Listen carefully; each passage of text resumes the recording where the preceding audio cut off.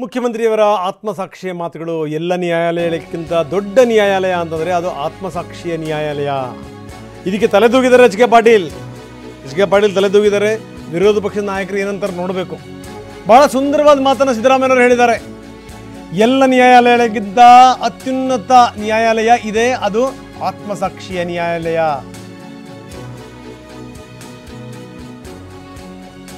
ಇದು ಮಕ್ಕಳ ಮನಸ್ಸಿನ ಮೇಲೆ ಹೆಚ್ಚು ಪ್ರಭಾವ ಬೀರಿದೆ ಅಂತಾರೆ ಎಚ್ ಕೆ ಪಾಟೀಲ್.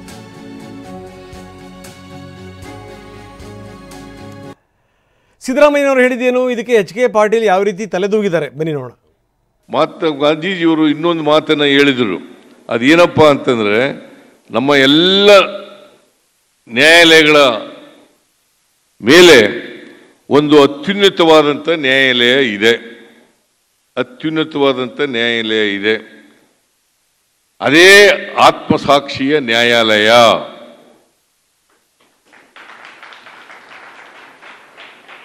ಅದು ಇತರ ಎಲ್ಲ ನ್ಯಾಯಾಲಯಗಳನ್ನು ಮೀರಿಸುತ್ತದೆ.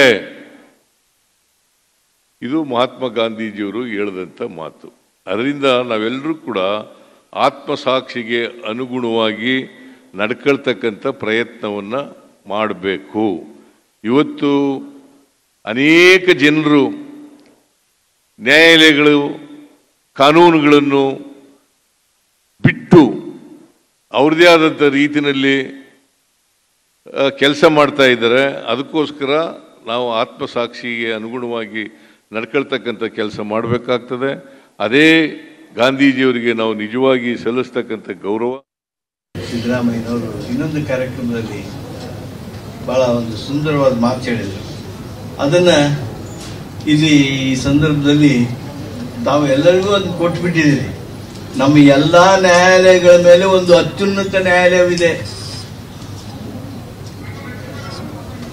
There is a higher court than the courts of justice. That is the court of conscience. ಅದೇ ಆತ್ಮಸಾಕ್ಷಿಯ ನ್ಯಾಯಾಲಯ. That is higher than all the courts. ಅದೇ ಇತರ ಎಲ್ಲ ನ್ಯಾಯಾಲಯಗಳನ್ನು ಮೀರಿರುತ್ತದೆ ಅನ್ನುವಂಥ ಆ ಅರ್ಥಪೂರ್ಣವಾದಂಥ ಮಾತು ಮಕ್ಕಳ ಮನಸ್ಸಿನ ಮೇಲೆ ಬಹಳ ದೊಡ್ಡ ಪರಿಣಾಮ ಬೀರಿತ್ತು. ಬನ್ನಿ, ನಮ್ಮ ಪ್ರತಿನಿಧಿ ಪ್ರಸನ್ನ ಈಗ ನಮ್ಮೊಂದಿಗೆ ನೇರ ಸಂಪರ್ಕದಲ್ಲಿದ್ದಾರೆ. ಪ್ರಸನ್ನ, ಭಾಳ ಗಮನಿಸಬೇಕಾದಂಥ ಸಂಗತಿ, ಮುಖ್ಯಮಂತ್ರಿಗಳು ನೋಡಿ ಇಷ್ಟೊಂದು ಹೊತ್ತಿ ಉರಿತಾ ಇರುವಂಥ ಸಂದರ್ಭದಲ್ಲಿ ಆತ್ಮಸಾಕ್ಷಿಯ ಮಾತುಗಳನ್ನು ಹೇಳಿದ್ದಾರೆ. ಭಾಳ ಒಳ್ಳೆಯ ಮಾತನ್ನು ಹೇಳಿದ್ದಾರೆ. ಏನು ಅಂತಂದರೆ, ಮಹಾತ್ಮ ಗಾಂಧೀಜಿಯವರ ಮಾತನ್ನು ಉಲ್ಲೇಖಿಸಿ ಮುಖ್ಯಮಂತ್ರಿಗಳು ಮಾತನಾಡುವಂಥದ್ದು. ಅವರು ಹೇಳ್ತಾರೆ, ಎಲ್ಲ ನ್ಯಾಯಾಲಯಗಳಿಗಿಂತ ದೊಡ್ಡ ನ್ಯಾಯಾಲಯ ಅಂತಂತಂದರೆ ಅದು ಆತ್ಮಸಾಕ್ಷಿಯ ನ್ಯಾಯಾಲಯ. ನಿಜವಾದಂಥ ಮಾತನ್ನೇ ಕಾಂಗ್ರೆಸ್ನವರು ಅದನ್ನು ಸ್ವಾಗತ ಮಾಡಿದ್ದಾರೆ. ಎಚ್ ಕೆ ಪಾಟೀಲ್ ಹಾಡಿ ಹೊಗಳಿದ್ದಾರೆ. ನನಗನ್ನಿಸುತ್ತೆ ಇದೇ ಒಂದು ಲೆಕ್ಕದಲ್ಲಿ ವಿಪಕ್ಷದವರಿಗೆ ಒಂದು ದೊಡ್ಡ ಅಸ್ತ್ರ ಆಗುತ್ತೆ. ಇವರು ಆತ್ಮಸಾಕ್ಷಿಗೆ ಅನುಗುಣವಾಗಿ ನಡ್ಕೊಳ್ಳಿ ಅನ್ನುವಂಥ ಉಪದೇಶ ಕೊಟ್ಟರೂ ಕೂಡ ಆಶ್ಚರ್ಯ ಇಲ್ಲ. ಮುಖ್ಯಮಂತ್ರಿಗಳು ಯಾವ ಸಂದರ್ಭದಲ್ಲಿ ಹೇಳಿದರು, ಬಹುಶಃ ಈ ಮಾತನ್ನು ಯಾರಿಗೆ ಹೇಳಿದರು ಅನ್ನುವಂಥ ಮಾತುಗಳನ್ನು ನಾವೇನು ಓದಬೇಕಾದ್ರೆ ನೋಡ್ತಾ ಇದ್ವಿ. ಬಹುಶಃ ಈ ಮಾತನ್ನು ಬಹಳಷ್ಟು ಜನರಿಗೆ ರವಾನಿಸಿದ್ದಾರೆ ಈ ಮುಖಾಂತರ ಮುಖ್ಯಮಂತ್ರಿಗಳು ಅಂತ ಅನ್ನಿಸ್ತಾ ಇದೆ. ಪ್ರಸನ್ನ,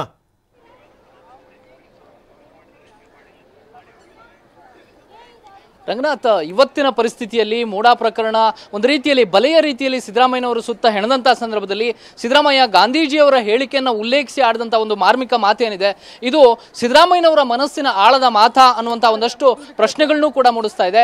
ಜೊತೆಗೆ ಇದೇ ರೀತಿಯ ಹೇಳಿಕೆ ವಿರೋಧ ಪಕ್ಷದವರಿಗೆ ಒಂದು ಅಸ್ತ್ರ ಕೂಡ ಆಗಬಹುದು. ಇವತ್ತು ಗಾಂಧಿ ಜಯಂತಿಯ 2 ಕಾರ್ಯಕ್ರಮಗಳು ನಿಗದಿಯಾಗಿತ್ತು. ಒಂದು ಗಾಂಧಿ ಭವನದಲ್ಲಿ ಒಂದು ಕಾರ್ಯಕ್ರಮ ಮತ್ತು ವಿಧಾನಸೌಧ ಬ್ಯಾಂಕ್ವೆಟ್ ಹಾಲ್ನ ಕಾರ್ಯಕ್ರಮ. 2 ಕಾರ್ಯಕ್ರಮಗಳಲ್ಲೂ ಕೂಡ ಇವತ್ತು ಈ ಆತ್ಮಸಾಕ್ಷಿಯ ಮಾತುಗಳನ್ನ ಸಿದ್ದರಾಮಯ್ಯನವರು ಪ್ರಸ್ತಾಪವನ್ನ ಮಾಡಿದ್ದಾರೆ. ಎಲ್ಲ ನ್ಯಾಯಾಲಯಗಳ ಮೇಲೂ ಕೂಡ ಒಂದು ನ್ಯಾಯಾಲಯ ಇರುತ್ತೆ, ಅದು ಆತ್ಮಸಾಕ್ಷಿಯ ನ್ಯಾಯಾಲಯ. ಆ ಆತ್ಮಸಾಕ್ಷಿಯ ನ್ಯಾಯಾಲಯ ಹೇಗೆ ಹೇಳುತ್ತೋ ಹಾಗೆ ನಾವು ಕೇಳಬೇಕು. ಬೇರೆಯವರು ತೆಗಳಲಿ, ಬಿಡಲಿ, ಹಾಡಲಿ, ಹೊಗಳಲಿ, ನಾವು ಅದರ ಬಗ್ಗೆ ತಲೆ ಕೆಡಿಸ್ಕೊಳ್ಬಾರ್ದು. ನಮ್ಮ ಕರ್ತವ್ಯ ಹೇಗಿರಬೇಕು ಅಂದ್ರೆ ಅದು ಆತ್ಮಸಾಕ್ಷಿಗೆ ಅನುಗುಣವಾಗಿರಬೇಕು ಅನ್ನುವಂಥ ಮಾತನ್ನ ಹೇಳ್ತಾ ಇದ್ದಾರೆ ಸಿದ್ದರಾಮಯ್ಯನವರು. ಆದರೆ ಇವತ್ತಿನ ಪರಿಸ್ಥಿತಿಯಲ್ಲಿ, ಇವತ್ತಿನ ರಾಜಕೀಯವಾಗಿ ಟೀಕೆ ಟಿಪ್ಪಣಿಗಳಿಗೆ, ವಿವಾದಗಳಿಗೆ ಗುರಿಯಾಗಿರುವಂತಹ ಸಿದ್ದರಾಮಯ್ಯನವರು ಸೈಟ್ಗಳನ್ನ ಇದೇ ಆತ್ಮಸಾಕ್ಷಿಗೆ ಅನುಗುಣವಾಗಿ ವಾಪಸ್ ಕೊಟ್ರ ಅನ್ನುವಂತಹ ಪ್ರಶ್ನೆಗಳು ಮೂಡ್ತಾ ಇದ್ದಾವೆ. ನ್ಯಾಯಾಲಯದಲ್ಲಿ 2 ನ್ಯಾಯಾಲಯಗಳಿದೆ, ಹೈಕೋರ್ಟ್ ಮತ್ತು ಜನಪ್ರತಿನಿಧಿಗಳ ವಿಶೇಷಣೆ ಎರಡೂ ಕಡೆ ಸಿದ್ದರಾಮಯ್ಯನವರಿಗೆ ಹಿನ್ನಡೆಯಾಗಿದೆ. ಹಿನ್ನಡೆಯಾಗಿದೆ. ಹಿನ್ನಡೆಯಾದಂತಹ ಸಂದರ್ಭದಲ್ಲಿ ಬೇರೆ ಬೇರೆ ತನಿಖಾ ಸಂಸ್ಥೆಗಳು ಒಂದು ಚಾಟಿ ಬೀಸುವಂತಹ ಲಕ್ಷಣಗಳು ಕೂಡ ಕಂಡು ಬರ್ತಾ ಇದಾವೆ. ಆ ರೀತಿಯ ತನಿಖಾ ಸಂಸ್ಥೆಗಳನ್ನ ಎದುರಿಸಲೇಬೇಕಂತ ಅನಿವಾರ್ಯ ಪರಿಸ್ಥಿತಿ ಕೂಡ ಸಿದ್ದರಾಮಯ್ಯನವರಿಗೆ ಎದುರಾಗಿದೆ. ಇಂತಹ ಸಂದರ್ಭದಲ್ಲಿ ವಿರೋಧ ಪಕ್ಷಗಳು ರಾಜೀನಾಮೆಯನ್ನು ಕೂಡ ಸಿದ್ದರಾಮಯ್ಯನವರಿಂದ ಬಯಸ್ತಾ ಇದ್ದಾವೆ. ಈ ಕಾರಣಕ್ಕೋಸ್ಕರ ಸಿದ್ದರಾಮಯ್ಯನವರು ತಾನು ಮನಸ್ಸಾಕ್ಷಿಯ ಪೂರಕವಾಗಿ ಕೆಲಸ ಮಾಡ್ತಿದ್ದೇನೆ, ಹೀಗಾಗಿ ರಾಜೀನಾಮೆ ಕೊಡೋ ಪ್ರಸಂಗವೇ ಇಲ್ಲ ಅನ್ನುವಂತ ಮಾತನ್ನ ನಿನ್ನೆ ಕೂಡ ಹೇಳಿದ್ರು. ಇವತ್ತು ಗಾಂಧಿ ಜಯಂತಿಯ ಸಂದರ್ಭದಲ್ಲೂ ಕೂಡ ಮತ್ತೆ ಆತ್ಮಸಾಕ್ಷಿಯ ಮಾತುಗಳನ್ನಾಡಿದ್ದಾರೆ.